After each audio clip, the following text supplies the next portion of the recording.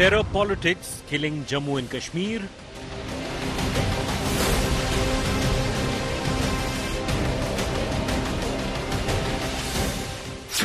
DGP's Truthbomb hits its mark.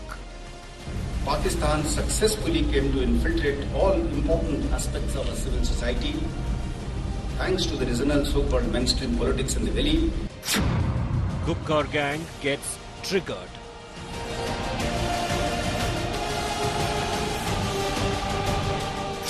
Angry Mehbooba cries foul. By now, the head should have rolled. The DG should have been sacked by now. Reality bites Kashmir's VIP netas.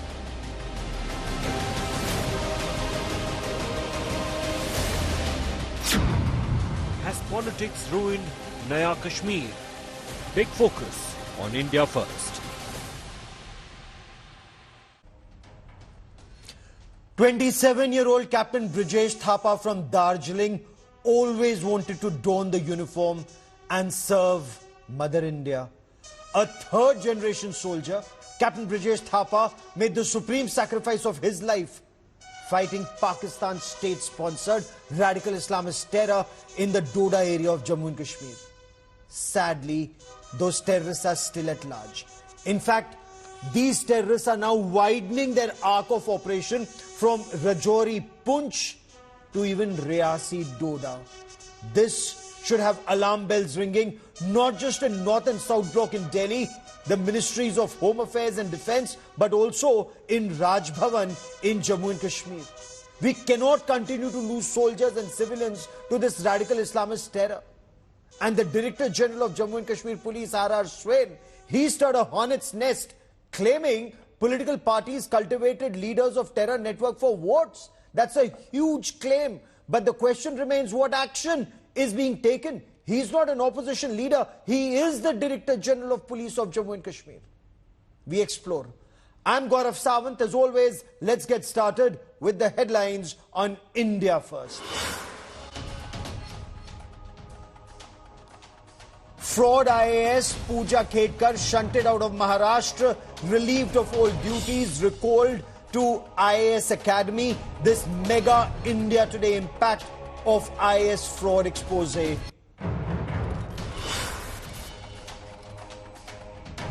CBI NEET leak probe intensifies. 2 more arrests from Bihar and Jharkhand. Accused who allegedly stole the NEET papers from a sealed trunk and the distributor have been arrested.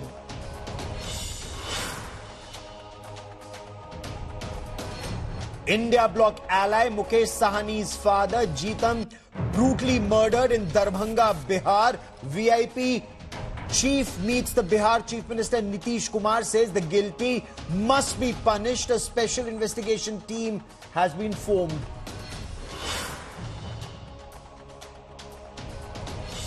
Another gruesome murder in Tamil Nadu. Gang chases down and hacks NTK Neta to death in Madurai. BJP lashes out, demands Chief Minister M.K. Stalin's resignation.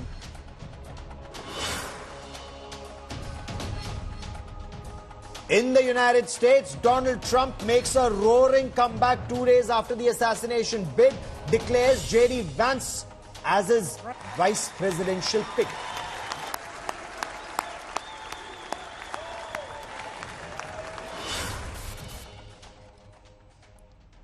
Four braves of the Indian Army, including a young Army Captain Brijesh Thapa of the 10th Battalion, the Rashtriya Rifles, made the supreme sacrifice of their lives chasing terrorists in the Doda area of Jammu and Kashmir.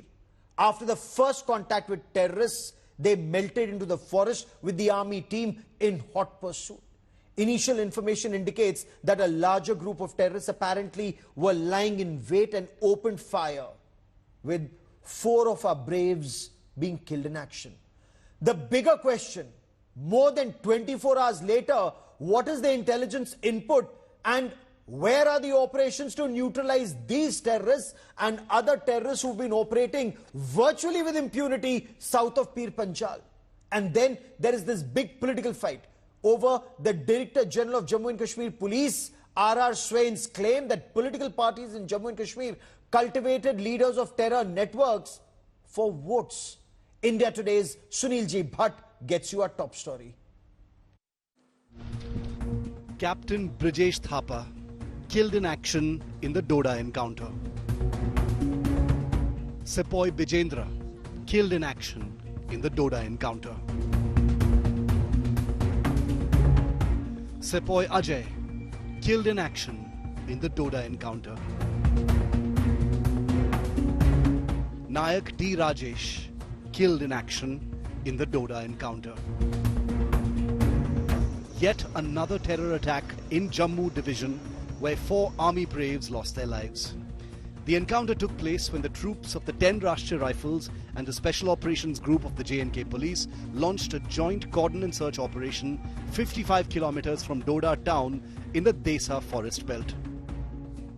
This entire stretch is surrounded by dense forests, mountains, so it becomes very difficult for security forces to carry out counter-terror operation in areas like these.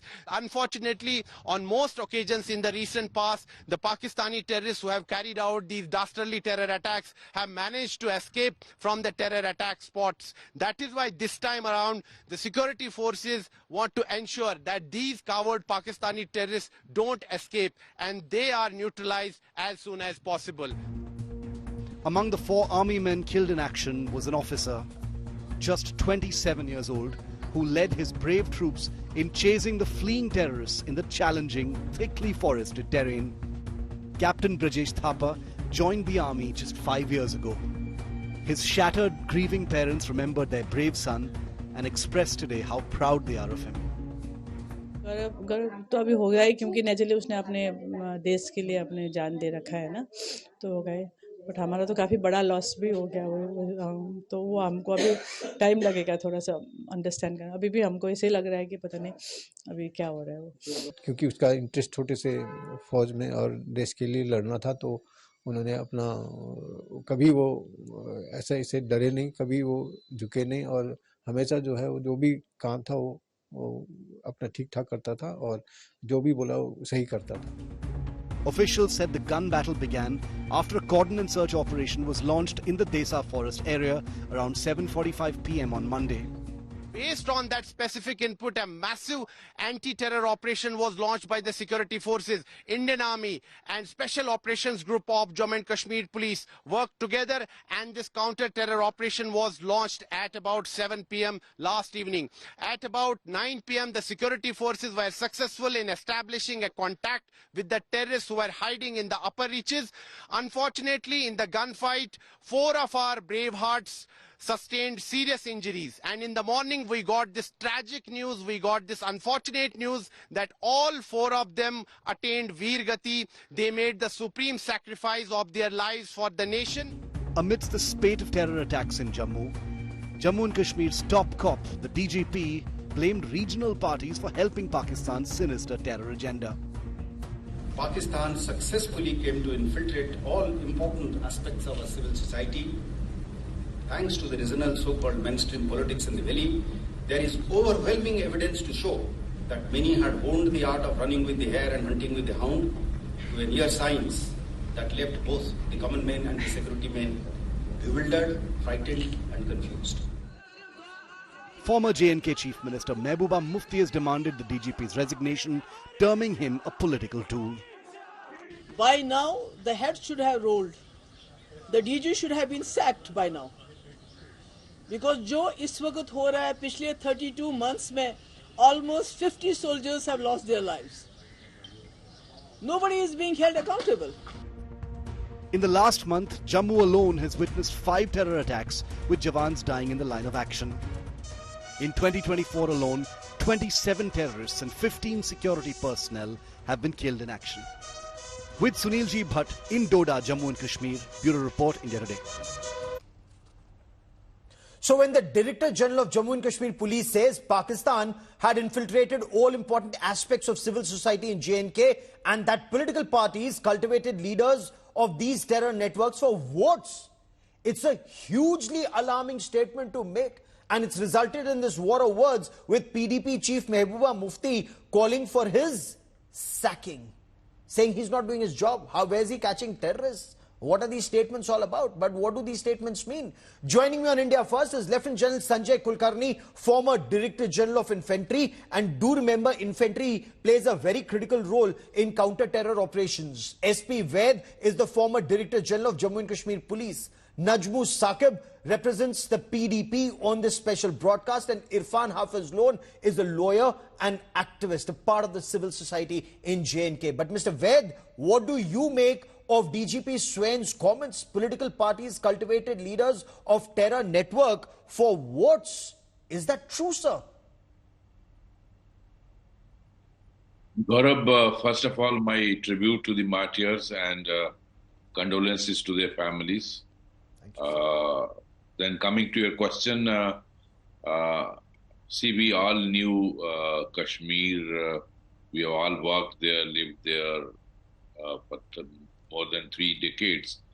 As far as his statement that every aspect of civil society of Kashmir was basically infiltrated by ISI, that statement is to very, very large extent correct. In fact, you take it academia, you take civil society, the bar, the bureaucracy, police, even my own department,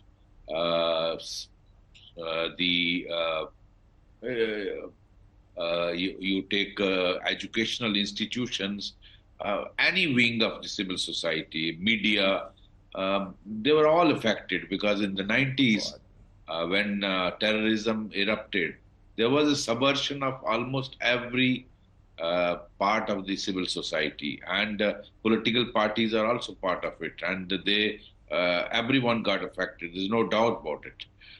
Only difference is many of us did not make statement in the open, but we all knew this.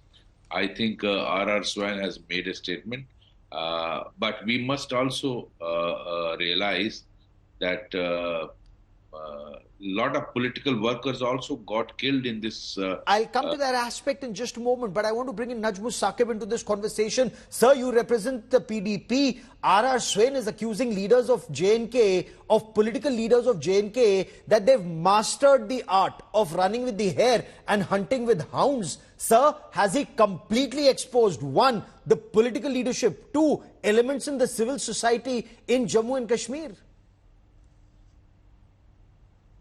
That for me, Gaurav? Yes, sir. Go on. Good to see you, Gaurav, after a long time.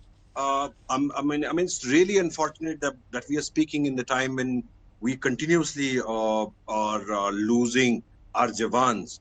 For last, I think, 1.5 years, it has been a terrible spate of killings, and whether that be in Kathua or whether that's in Rajouri, Punch, or now in Doda as well. Look, all we are saying is, and first of all, let me say that our hearts go out to the families who are losing their loved ones. I mean, the images on your screen of a mother and father crying, but still maintaining that decorum and that courage, I think that is, that's very heartwarming and painful at the same time. So our thoughts and prayers are with those families who have lost their loved ones in this recent spate of the killings. But having said that, look, Gaurav, all we have said and all our party president has said is that, look, you cannot.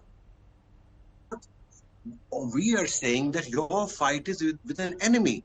Continue to do that job. Do not scapegoat us for your failures. I mean, you've been at the helm of affairs for the last 7 years now. If you cannot stop the sort of infiltration, or if there is an intelligence failure on your part, do not blame the mainstream political parties. We have lost thousands of party cadre members to this vicious cycle of violence. We have continued to be the torch bearers and flag bearers of democracy in Jammu and Kashmir by painting us and sort of, putting a name on all the mainstream. I think we are doing a disservice to this nation. And I completely look, wherever the people of this country have of mainstream, I think we have risen up to the challenge and we have done the job excellently. Fair enough. Jen Kulkarni, are political leaders in Jammu and Kashmir playing both sides?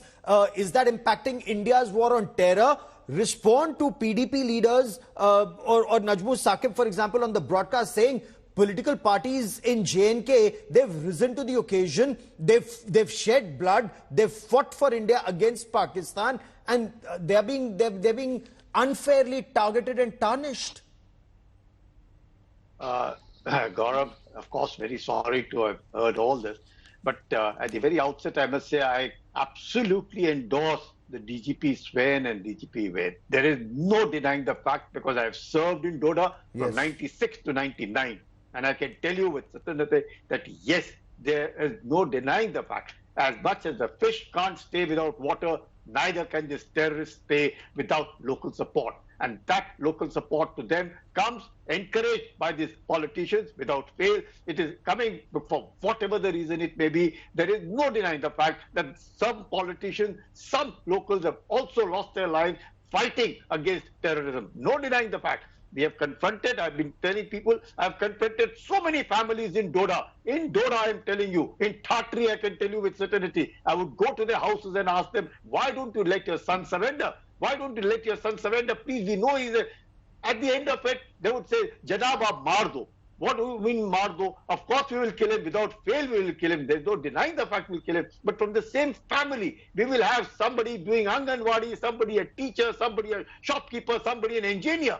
What does that mean? That family is earning a goodwill just because that one child of that family is a militant. Until and unless you strike that family, until and unless you get rid of this local support, which of course is perpetuated by Pakistan, because Pakistan is a hub of terror. Pakistan is continuously using terror as an instrument of state policy. And respond Irfan Lone. These are very pertinent points that are being made. Members of the civil society in Jammu and Kashmir siding with Pakistan state-sponsored radical Islamist terror. Had that not been true, sir, mosques in Srinagar and in Kashmir Valley would not have been used to say Raliv, Galiv, ya Salav.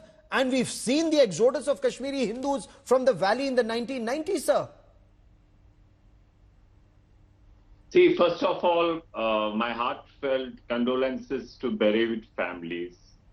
Mr. Sawant, first of all, I seek apology from all those who used to say that no sooner we remove 370 special states from J&K, things will normalize, Kashmiri Pandits will return back, Apsara will go, it will be a normal state, including your good self.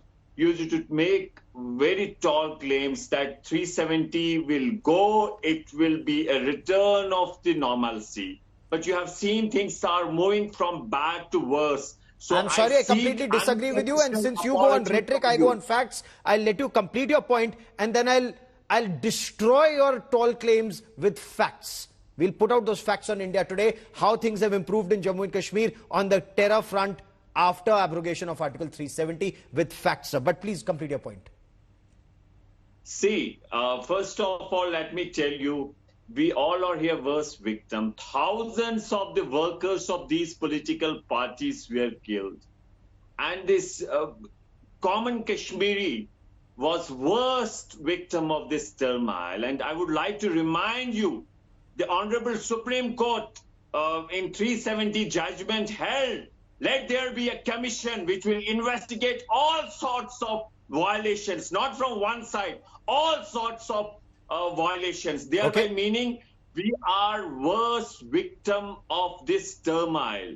And to blame that yet some people sided with Pakistan despite being worst victims of turmoil. I agree with you, Kashmir has suffered, but I want you to respond to that very specific question, that terrorists may have been eliminated, but those responsible for recruitment and those responsible for funding terror were never investigated. But sir, since you raised a question about things have deteriorated. One thing is very clear. Okay, give me a moment, gentlemen. I want to quickly cut across to Mr. R.R. Swain, the Director General of Jammu and Kashmir Police, joining us on this special broadcast. Mr. Swain, welcome on India Today. Sir, you've stirred quite a hornet's nest with your comment. Political parties cultivated leaders of terror networks for votes. Sir, can you elaborate on this, please? Which are these political parties? Which are these political leaders? No.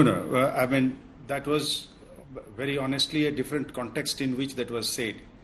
I must candidly make a mention that the occasion was an address to a select gathering in the Indian Institute of Management, where we were a keynote address as to how strategies are made, whether it is for large organizations or nation states who are busy into making national security strategies. So it was a very different academic context in which this was discussed.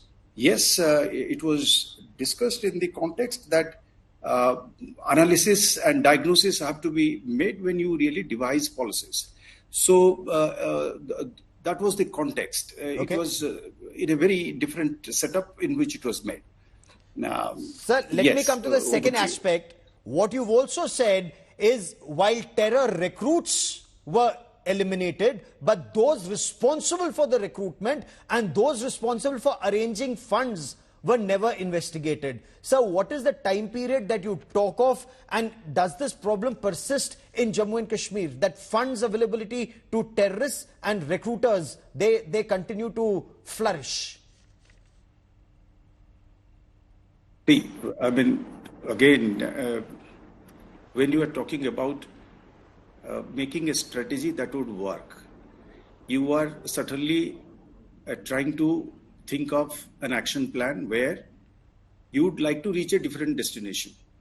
So definitely you would always visit your strategies if the aim is that you do not want to remain in a state of logjam, an impasse in which no side is winning, and there is a gray area in which you are living. You would like to reach a solution or a destination where very clearly you would like a definite defeat of the enemy and a kind of a peace being restored which is long lasting, and in a system in which the Jammu and Kashmir witnesses peace, prosperity and lives in harmony with the rest of India. So therefore it was, when you were setting goals, long-term strategies, you are very clear about as to what you want. So when you are very clear as to these are the objectives, then you have to find out as to what plans of action you will take and where exactly things are going wrong and how you are getting derailed or you are not reaching your destination. So it is in that context, in a very pure academic context I had spoken about. I think we should discuss that in a very separate setting. But the situation we are discussing.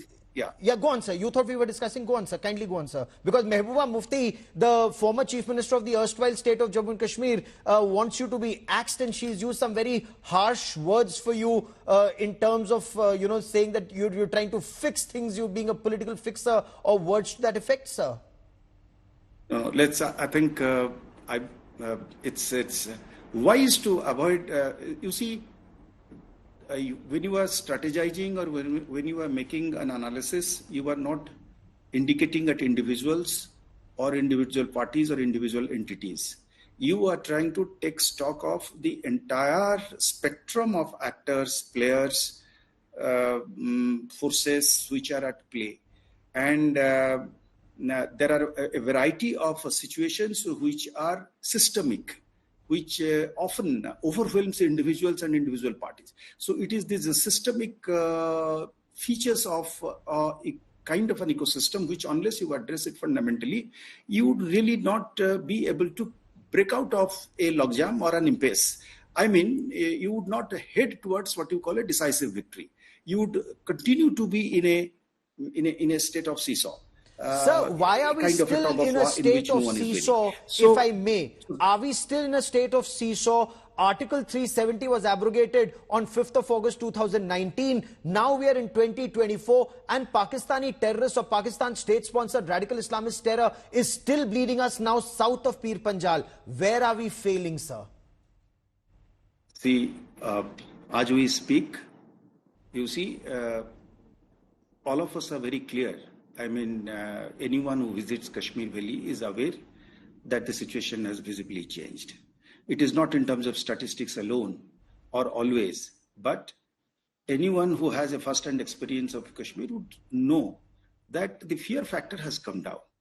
Average villager would certainly say that you see the way the political parties went about their electioneering, went about holding small little nukkad parties, rallies, and late night.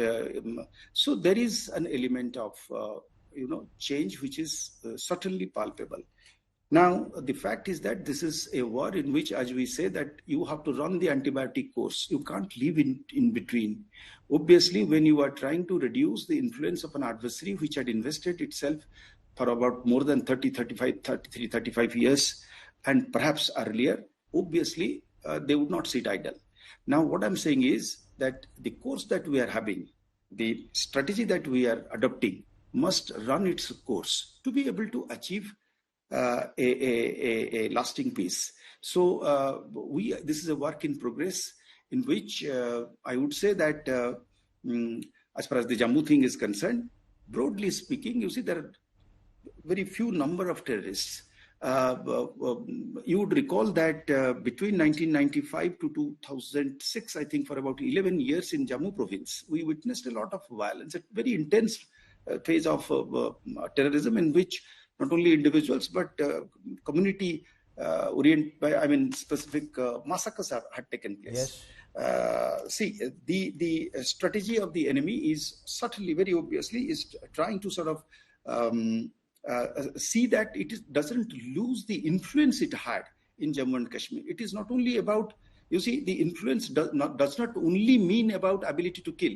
It means the ability to kill and terrorize is a part of the overall design. Through that, sir, they would south of Pir Panjal capture a complete system, a complete society. That is how a victory is achieved. But sir, south of Pir Panjal, his arc of operation, the enemy's arc of operation is increasing. He started with Poonch Rajouri. Now he's expanding to Riasi and Doda. I mean, God forbid, next he'll either hit you in Kashmir or he'll hit you in Punjab.